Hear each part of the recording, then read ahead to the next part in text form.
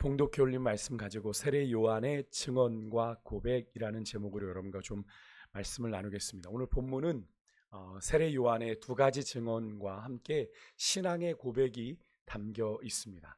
당시의 종교 권력의 모체인 예루살렘에서 대표단을 꾸려서 세례 요한에게 보냅니다. 왜냐하면 범상치 않은 인물이 등장을 한 거죠. 요단강에서 세례를 베푸는 세례 요한이라는 자가 있는데 수많은 이들이, 심지어 바리새인들까지도, 그죠? 그 당시에 거룩하다는 바리새인들까지도 요한에게 나와 세례를 받는 겁니다. 그가 광야에서 그런 사역을 전한다는 소식이 예루살렘에까지 전해지게 되고, 그것을 이제 확인하고자 제사장들과 레위인들을 중심으로 한 대표단을 보낼 정도로 세례 요한에 대한 당시의 분위기가 심상치 않았어요. 오늘 본문 19절에 보니까 그들이 요한에게 묻습니다. 너는 누구냐? Who are you? 라고 묻는 거죠. 단도직입적으로 묻습니다. 너가 누군데 사람들에게 세례를 베푸는 거냐? 어제 혹시 요한복음의 1장 앞부분의 말씀을 묵상하신 분들은 혹시 아실 수도 있겠습니다만, 어제 이제 우리 말씀을 전해주신 황찬원 선교사님이 요한복음 1장의 말씀, 그죠? 태초에 말씀이 계시니라, 그 말씀이 곧 하나님이시다. 그리고 그 말씀은 생명이다, 빛이다. 빛 가운데 빛이 오면 어두움이 떠나가는, 그래서 어두움 가운데 있는 자들이 그 빛을 영접하지 않았다라는 1장 앞부분의 말씀을 우리에게 말씀해 주셨는데, 그 1장 뒷부분에 가면 이제 세례 요한이 등장을 합니다. 그는 빛이 아니라 그 빛에 대해 증언하는 자다라고 성경은 세례 요한을 소개하고 있는데, 6장 8절에 보면 세례 요한의 존재는, 정체성은 뭐냐면 빛이 아닙니다. 빛의 증언자로, 빛에 대해 말하는 자로 하나님의 보내심을 받은 자다라고 소개를 하고 있습니다. 그러니까 세례 요한은 20절에서 자신이 누구인지를 굳이 숨기지 않아요. 분명하게 말하는데 부정적인 대답을 합니다. 내가 무엇이 아니다, 내가 뭐가 아니다라고 얘기해요. 나는 그리스도가 아니다라고 대답을 하는 거죠. 이런 세례 요한의 대답에는 전제가 있습니다. 당시의 세례 요한에 대한 평가를 반영한 대답이에요. 왜 어떤 평가입니까? 당시에 많은 사람들이 세례 요한에게 나와 세례를 받으면서 세례 요한을 누구로 여겼냐면 그리스도가 뭡니까? 메시아로 예수님을 세례 요한을 기대하고 생각했다라는 걸 알 수 있죠. 그러니까 그것을 세례 요한도 알 정도로 노골적으로 이가 그리스도가 아닌가, 이가 우리가 그토록 기다리던 메시아가 아닌가. 왜요? 400여 년 동안 신구약 중간기가 있으면서 하나님이 침묵하셨던 시간이 있거든요. 말라기에 엘리야 같은, 내가 여호와의 날이 이르면 엘리야와 같은 선지자를 보낸다고 말씀하셨던 약속이 말라기에 4장에 기록되어 있었기 때문에 그 약속을 받고 이 신약을 살아가는 유대 백성들은 메시아를 고대하고 기다렸단 말입니다. 그러니까 저 세례 요한을 보니 저가 메시아가 아닌가, 저가 그리스도가 아닌가 생각했다라고 하는 거죠. 하지만 세례 요한은 주저없이 나는 아니다, no 라고 분명히 자기를 이야기합니다. 단호하게 부정하는 거죠. 그러자 그런 세례 요한을 통해서 주여, 우리 강권사님 눈을 뚫고, 아이고 대단하십니다. 주여. 네, 그런 세례 요한을 향해서 그럼 도대체 너는 누구냐 이렇게 물으며 네가 엘리야냐라고 질문의 범위를 좁혀요. 이 질문은 제가 조금 전에 말씀드렸던 말라기 4장 5절에 근거한 질문입니다. 말세에 오리라, 여호와의 날, 두려운 날이, 여호와의 날이 임할 건데 그때 엘리야와 같은 한 선지자가 너에게 올 것이다, 내가 보낼 것이다 라고 말씀하신 약속의 말씀이 말라기서에 있거든요. 그러니까 우리가 구약에 알고 있었던 엘리사의 스승인 엘리야를 말하는 것이 아니라 엘리야의 성정을 가진 여호와의 날, 심판의 날에 내가 보낼 엘리야와 같은 선지자가 있다라고 말했는데, 그럼 세례 요한 네가 그런 엘리야와 같은 선지자냐라는 질문을 던진 거죠. 물론 이제 다른 복음서들, 공간 복음서를 보면 요한복음을 제외한 마태, 마가, 누가를 공간 복음이라고 하죠. 같은 관점으로 예수님을 바라봤다. 요한복음은 조금 사복음서 중에서 다른 것이기 때문에 공간복음엔 들어가지가 않습니다. 그러니까 혹시라도 여러분이 어디서 공간복음 이렇게 보면 마태, 마가, 누가를 이야기하는구나, 요한복음을 제외한 사복음서 가운데 그렇게 보시면 되는데, 어쨌든지 요한복음을 제외한 다른 공간복음서의 증언에 의하면 세례 요한은 말라기의 예언대로 엘리야의 역할을 하는 선지자이기는 맞습니다. 네, 맞습니다. 그런데 세례 요한에 대한 그런 인식이 당시에는 그것보다 더 부풀려져 있는 거죠. 왜 그것마저도 세례 요한이 단호하게 부정을 했냐면 당시에 예루살렘에서 온 이 제사장들과 레위인 이 종교 지도자들이 엘리야를 단순히 선지자로 본 것이 아니라 이 땅에 종말을 가져오는, 그래서 이 땅에 여호와의 날이 임하여 우리를 해방시켜줄, 이 로마 제국에서 우리를 정치적으로 해방시켜줄 메시아 같은 존재로 인식을 했기 때문에 그런 겁니다. 그렇다면 그게 맞다고 세례 요한이 대답하면 어떻게 되는 거예요? 세례 요한은 메시아가 되는 거죠.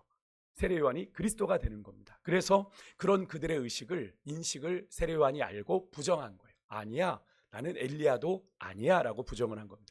그러자 이들이 또 묻습니다. 21절에 그럼 내가 선지자냐라고 물어요. 여기에 선지자란 다른 공간복음서를 보면 모세를 가리킵니다. 모세를 가리켜요. 그래서 어찌 보면 예수님께서 변화산에서 변모되셨을 때 누구와 나타나셨죠? 바로 이 두 사람, 그죠? 모세와 엘리야.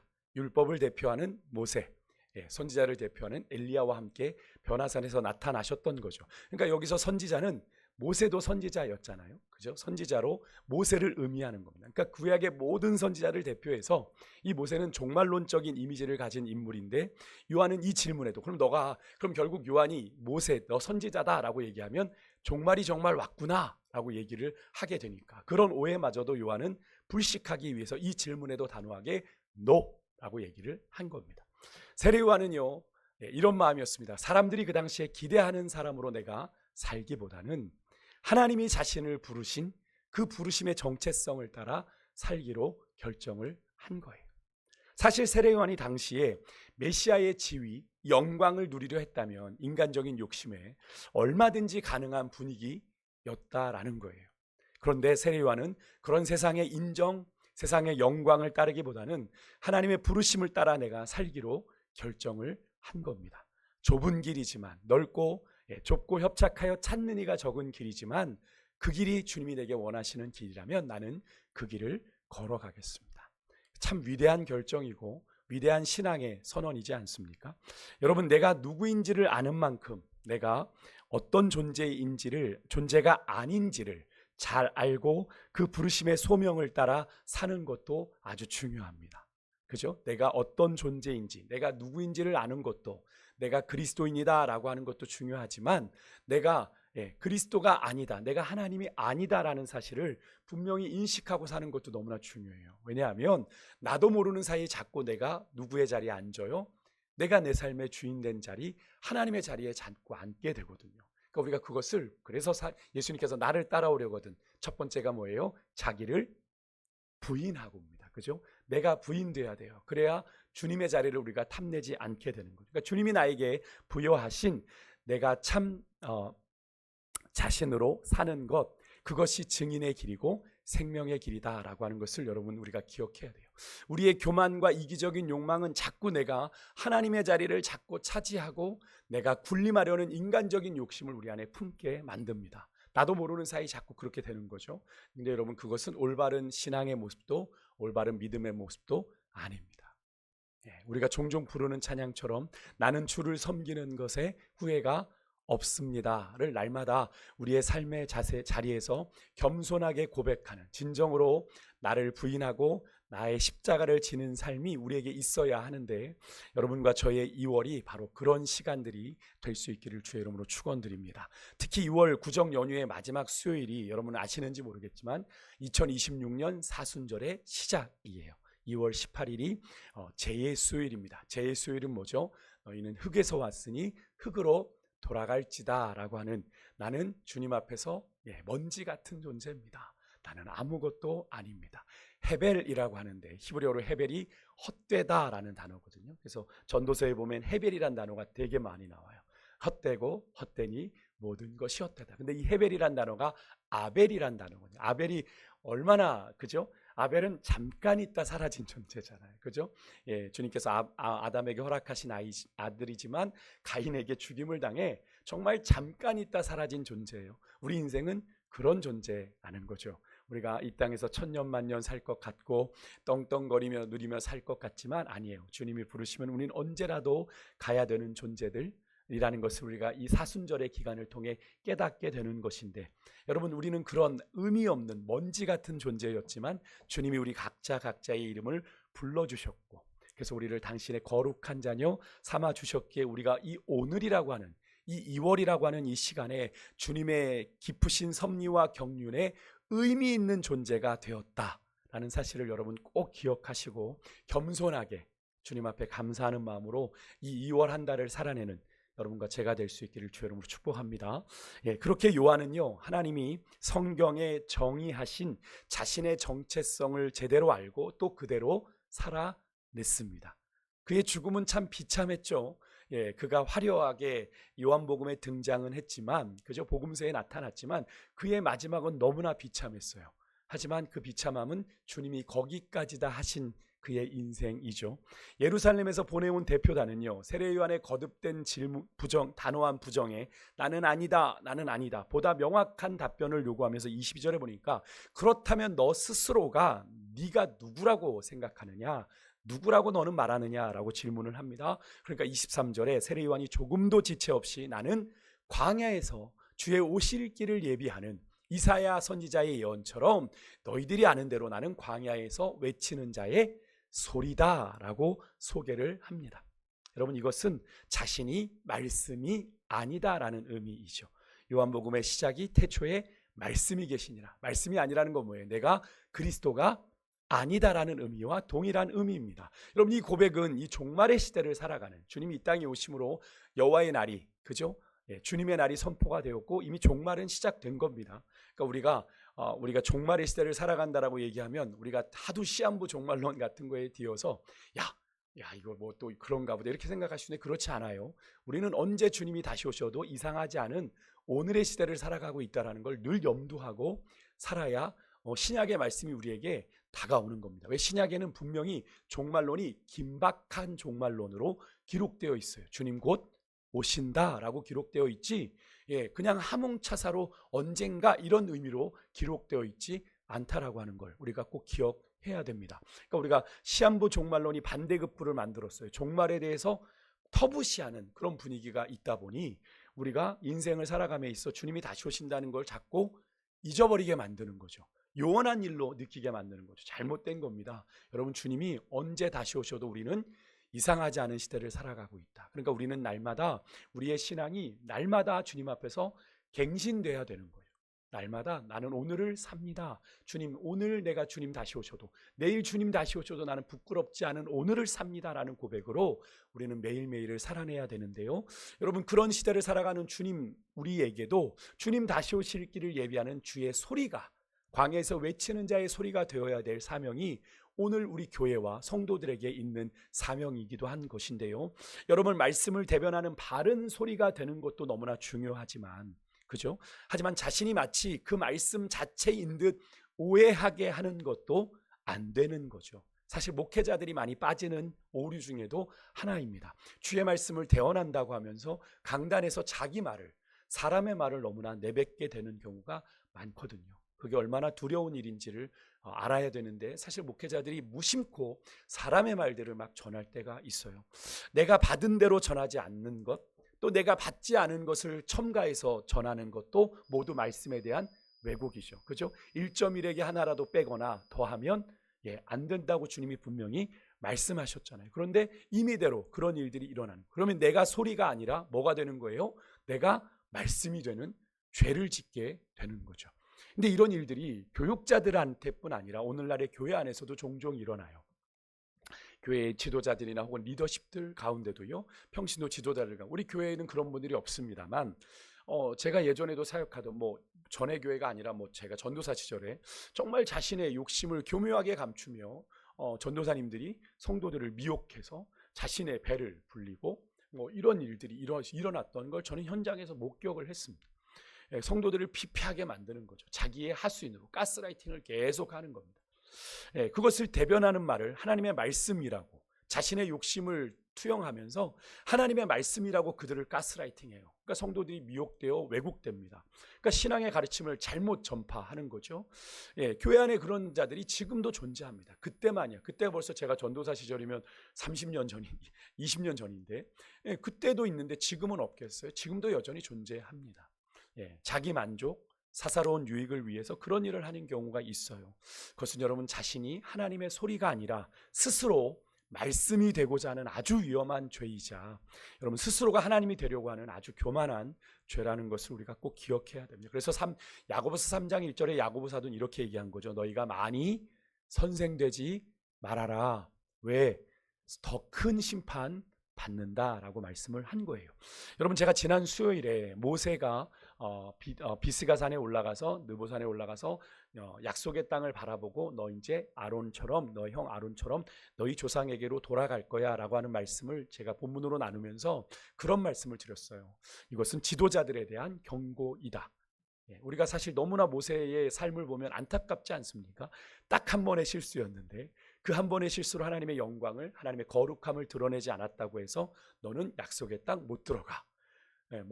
휴전선이 쳐 있는 것도 아니고 정말 요단강 하나만 건너가면 그 땅을 밟을 수 있는데, 분명히 성경은 그가 신명기서에 보면 눈도 새하지 않았고 기력도 새하지 않았다고 했는데, 충분히 요단강 건너가 그 땅에 입만 맞추고 죽어도 여한이 없을 텐데 40년 그 땅만 바라보고 걸어온 모세의 운명이 그 목전에서 끝난다는 게 얼마나 안타깝습니까? 인간적으로 생각할 때, 그죠? 그런데 하나님은 그렇게 하라고 말씀을 하세요. 너 거기까지야. 근데 이유가 뭡니까?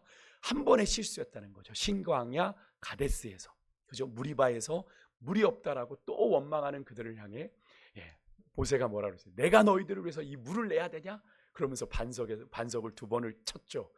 그런데 물론 제가 그날도 말씀드렸지만 하나님이 네가 반석을 명하여 물을 내게 해라 라는 말씀을 하시긴 했어요. 그런데 궁극적으로 모세가 명했지만 물을 나게 하시는 분은 누굽니까? 하나님이신데 모세가 우리가 너희를 이렇게 물을 내줘야 돼? 아직도 모르겠어? 하나님의 공급하심을 아직도 못 믿어? 라는 마음으로 화를 낸 거죠. 그 한 번의 화였는데, 여러분 그런 맥락입니다. 여러분 그런 맥락이에요. 모세가 그 일을 했던 것, 자신의 혈기를 드러내고 자신의 분을 드러냈던 것이 하나님의 하시는 일을 자신이 하는 것처럼, 그죠? 내가 하나님 된 것처럼, 그저 바위를 2번 내려친 그 단 한 번의 실수로 약속의 땅을 밟지도 못하고 바라만 보고 죽을 수밖에 없게 되었다는 그 말씀을 제가 나누었는데, 오늘 세례 요한의 모습과는 전혀 대조되는 그런 모습이죠. 여러분, 천하에 우리를 구원할 진리는 예수 그리스도밖에 없음을 믿습니다. 우리가 전해야 될 것은 예수 그리스도인 줄 믿습니다. 내가 증거되고 내가 드러나고 내가 얘기되어지는 것이 아니라 내 안에 행하신 주님의 역사가 나를 통해 고백되어야 되는 줄 믿습니다. 오늘 본문의 세례 요한은 그 말씀이신 그 주님의 소리가 되기 위해서 광야를 고수하며 메뚜기와 석청, 불편함을, 그죠? 감수하며 광야에 머물면서 세상의 소리를 듣지 않아요. 그리고 말씀의 소리로 그는 살았습니다. 구별되어 살았던 것이죠. 그것이 바로 오늘 우리 교회와 성도들에게 또 허락된 증인된 사명입니다. 그러니까 우리가 세상에 딛고 살지만 세상의 소리가 우리를 좌우하게 하면 안 되고요. 우리 안에 말씀이 충만하게 거하여 말씀의 소리로 우리는 구별되어 살아가야 되는 존재다라는 걸 요한이 우리에게 보여주고 있는 거예요. 오늘날 우리가 전해야 될 진리가 여러 가지 세속적인 가치로 오염이 되어 왜곡되는 시대를 우리가 살아가고 있습니다. 오늘날의 시대가 포스트 모더니즘 시대라고 합니다. 포스트 모더니즘의 시대는 가장 중요한 기조가 뭐냐면 절대성을 부정합니다. 절대적인 권위를 부정해요. 절대적인 진리도 부정합니다. 상대주의가 보편적인 사고입니다. 그러니까 절대적인 진리에 대해서도 거부하는 거죠. 그래서 구원의 길이 왜 예수만 구원의 길이냐? 다른 길도 있다라고 이야기하는 겁니다. 그래서 캐톨릭은 공식적으로 구원의 길이 다른 종교에도 있다라고 얘기도 했었어요. 교황이 얘기했던 교황이 있죠. 그래서 논란이 됐습니다. 여러분, 구원의 길은 the way, the life, the truth인데, 그죠? 내가 곧 길이요 진리요 생명이라고 예수님 분명히 얘기하셨을 때 어가 아니란 말입니다. 영어 성경을 보면 어가 붙지 않아요. 어는 one of them 아닙니까? 많은 길 가운데 그 길이고 많은 진리 가운데 하나고 많은 생명의 길이 있지만 내가 그 중에 하나야 라고 얘기하신 게 아니라 더를 붙이셨다라는 건 고유명사를 말하는 거잖아요. 그죠? 그것밖에는 없는 거예요. 예수님밖에 없는 겁니다. 그러니까 이것은 우리가 아무리 기독교인들이 독선이야 이렇게 얘기해도 이건 우리가 타협할 수 없는 진리다라고 하는 걸 우리는 분명히 가져야 됩니다. 그것으로 우리를 비난해도 조롱해도 그것은 절대로 우리가 타협할 수 없는 거죠. 근데 시대의 기조가 어때요? 그러면 우리는 저런 고집스러운 이렇게 우리를 몰아가지 않습니까? 여러분, 그것은 잘못된 거죠. 근데 그것이 이제는 교회 안에도 들어와요. 교회 안에도 들어와서 신학적으로 볼 때 그럴 가능성도 있습니다라고 말을 하는 학자들도, 신학자들도 있다라는 거예요. 그러니까 점점 진리가 희미해져 가는 거죠. 흐릿해져 가는 겁니다. 여러분, 그것은 올바른 신앙이 아니고요. 여러분, 새롭게 시작하는 2월의 시간, 여러분, 세상의 소리가 섞지 않아진 여러분 참된 말씀의 소리로 우리의 삶이 하나님 앞에 구별되어지기를 주 이름으로 축복합니다. 그래서 세상의 참 진리는 예수 그리스도밖에 없습니다를 외칠 수 있는 그런 저와 여러분이 되실 수 있기를 주 이름으로 축복합니다. 다음으로 요한은 자신에 대해서 그렇게 증언했을 뿐 아니라 그가 증언해야 되는, 그가 오실 길을 예비해야 했던 말씀이자 참 빛이요 생명 되신 예수님을 바르게 알았고 전했을 뿐 아니라 그분과 비교하여 자신이 누구인지도 분명히 알았습니다. 당시의 분위기가 아까도 말씀드렸지만 세례 요한을 그리스도 메시아로 오해할 정도로 그의 권세가, 영적인 권위가 대단했습니다. 저가 그리스도가 아닌가라고 생각할 정도, 그 정도로 존경도 받았지만 27절에 보니까 세례 요한은 자신은 뒤에 오실 주님의 신발끈을 풀기도 감당치 못할 만큼 보잘것없고 작은 존재다. 그 당시에 신발끈을 푸는 건 노예나 종들이 하던 일이었거든요. 그러니까 나는 그런 존재입니다. 나는 그저 주님의 종일 뿐입니다. 나는 그것조차도 감당하지 못할 보잘것없는 존재입니다.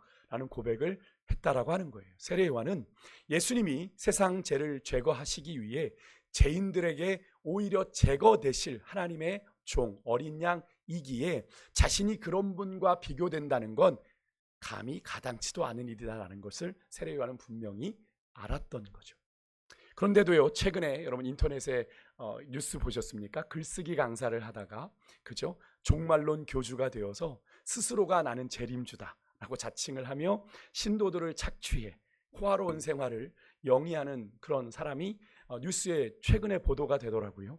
아직도 그런 자들에게 속는 자들이 있는가 하는 생각이 들지만 미혹되면 그렇게 되는 거죠. 여전히 그런 사이비 교주들이 내가 재림 예수다라고 주장하는 자들이 한국에 수십 명이 있어요. 근데도 그런 자들을 추종하고 따르는 자들이 있어요. 득세하고 또 그런 자들에게 미혹되고 있는 것을 볼 때 인간에게는 어떤 욕구가 아직도 분명히 있는 거예요. 스스로 하나님이 되고 싶은, 하나님과 견주고 싶은, 하나님의 권세를 가지고 세상에 내 욕심을 채우려고 하는 그런 교만이 우리 안에 여전히 자리 잡고 있다라는 걸 보여주는 사건이죠. 하지만 세례 요한은 그런 인간적인 욕심, 욕망, 그도 인간이기에 분명히 있었을 텐데 그런 세속적인 유혹에도 많은 이가 당신이 그리스도가 아니냐, 눈 딱 감고 그런 권세 누리고 사라져도 될 수 있지 않습니까? 그럼에도 불구하고 주님 앞에서 자신이 어떤 존재인지, 나는 그의 신발끈도 풀지 못할 보잘것없는 존재라는 사실을 겸손하게 인정했던 참 하나님의 사람이었다라는 걸 여러분들이 꼭 기억하셔야 돼요. 세례 요한은 거기서 멈추지 않고 29절 30절 오늘 본문에 보면 예수님을 가리켜 분명히 고백합니다. 보라, 세상 죄를 지고 가는 하나님의 어린 양이다. 이사야 53장의 말씀을 인용하며 그렇게 선포합니다. 자기보다 먼저 그분은 존재하셨던 분이다라고 소개하고 있는데, 이 말은 세례 요한이 예수님이 자기보다 먼저 태어나셨다라는 표현이 아닙니다. 그죠? 여러분 아시겠지만 세례 요한은 예수님보다 6개월 먼저 태어났죠. 그죠? 그러니까 먼저 태어나셨다는 뜻이 아니라 이 예수님은 어떤 분이다? 태초부터 계셨던 말씀이시다. 그죠? 창조 때 계셨던 그 성자 예수님이 자신의 존재의 근원이 되는, 내가 있기도 전에 이미 존재하셨던 창조주 하나님이시다라는 고백을 한 겁니다. 되게 놀라운 고백이죠. 세례 요한이 그렇게 예수님이 누구인지를 올바르게 바르게 알았을 때 자신이 할 일이 무엇인지도 분명히 알았고, 또 자신이 존재하는 이유도 알았고, 또 자신이 하는 일의 의미가 어떤 것인지도 분명히 알게 되었을 뿐 아니라 자신이 무엇을 드러내고 무엇을 감추어야 하는지, 또 언제 나서고 언제 물러나야 하는지를 분명히 알았습니다. 주님을 알고 나니까 내가 그 안에서 발견된 거죠. 너무나 중요한 인식인데 이 고백을 사도 바울도 했습니다. 그럼 사도 바울도 빌립보서에 가면 3장 7절에서 9절을 같이 한번 마지막으로 읽고 말씀을 좀 마무리해 볼게요. 같이 읽습니다. 시작. 그러나 무엇이든지 내게 유익하던 것을 내가 그리스도를 위하여 다 해로 여길 뿐더러 또한 모든 것을 해로 여김은 내 주 그리스도 예수를 아는 지식이 가장 고상하기 때문이라. 내가 그를 위하여 모든 것을 잃어버리고 배설물로 여김은 그리스도를 얻고 그 안에서 발견되려 함이니 내가 가진 의는 율법에서 난 것이 아니요 오직 그리스도를 믿음으로 말미암은 것이니 곧 믿음으로 하나님께로부터 난 의라. 아멘. 이 마지막에 율법에서 난 것이 아니요라는 고백은 내 노력과 수고로 얻어진 의가 아니라 하나님의 은혜입니다라는 고백을 하는 거죠.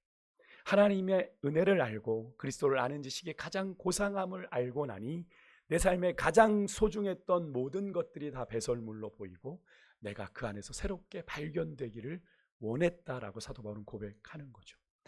여러분, 사도 바울은 그리스도를 아는 지식이 가장 고상하다, 최고다라는 것을 깨닫고 그 안에서 자신이 새롭게 발견되기를 원했던 것을 우리가 알 수 있는 그런 말씀이죠. 여러분은 주님 안에서 새롭게 여러분이 발견되셨습니까?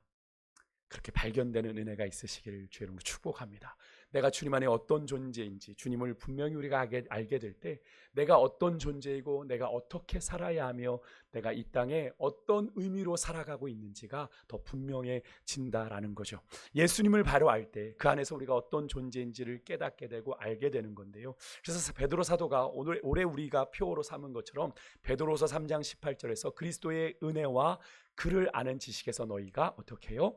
자라가라 이렇게 성도들을 향해 권면했던 겁니다. 그것이 주님의 은혜를 아는 것이고 그 은혜를 알 때 내가 그 은혜 아래서 어떻게 살아야 하는지가 분명해지니까요. 분명해지니까.